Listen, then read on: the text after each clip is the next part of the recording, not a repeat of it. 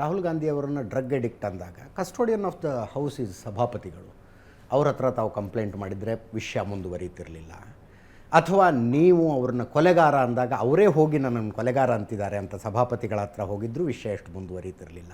ಅಂಥದ್ದೊಂದು ಶಬ್ದವನ್ನು ರಾಜ್ಯದ ದುರಾದೃಷ್ಟ, ಅದು ಕೇಳ ಹಣೆ ಬರ ಬಂತಲ್ಲಪ್ಪ ರಾಜ್ಯದ್ದು ಅಂತ.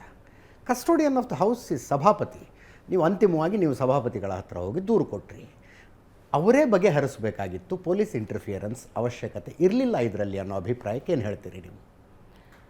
ನೋಡಿ, ಆ ಸಂದರ್ಭದಲ್ಲಿ ಸಹಜವಾಗಿ ನಮ್ಮ ಪಕ್ಷದ ನಾಯಕರ ಬಗ್ಗೆ ಏನಾದರೂ ಮಾತನಾಡಿದಾಗ, ಈಗ ನಾನು ಅವರ ಪಕ್ಷದ ನಾಯಕರ ಬಗ್ಗೆ ನಾನೇನಾದರೂ ಸಡನ್ನಾಗಿ ಅವ್ರ ಮುಖಕ್ಕೆ ಮಾತನಾಡಿದ್ರೆ ಅವರ ರಿಯಾಕ್ಷನ್ ಏನಿರುತ್ತೆ? ಅವ್ರು ಸಮಾಧಾನವಾಗಿ ಹೋಗಿ ಸಭಾಪತಿಗಳಿಗೆ ದೂರು ಕೊಟ್ಟು ಹೀಗೆ ಅಂಟ ಇದ್ದಾರೆ ನೋಡಿ ಅಂತ ಹೇಳ್ತಾ ಇದ್ರ? ಹಿ ಕುಡ್ ಹ್ಯಾವ್ ರಿಯಾಕ್ಟೆಡ್ ಇಮಿಡಿಯೇಟ್ಲಿ.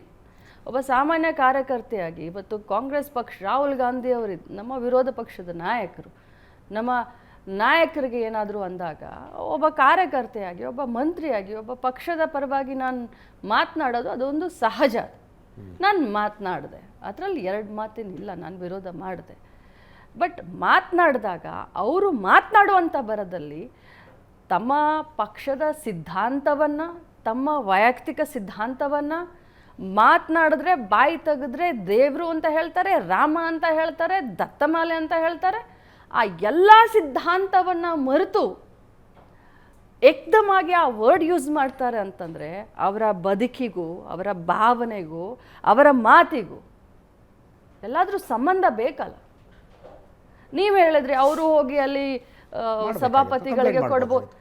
ಆ ಸಂದರ್ಭದಲ್ಲಿ ನಾನು ಏನು ನಮ್ಮ ನಾಯಕರಿಗೆ ಅಂದಂಥ ನಾನೇನು ಅವ್ರಿಗೆ ರಿಯಾಕ್ಟ್ ಮಾಡಿದೆ, ಬೇರೆ ಯಾರಾಗಿದ್ರೂ ರಿಯಾಕ್ಟ್ ಮಾಡ್ತಾಯಿದ್ರು.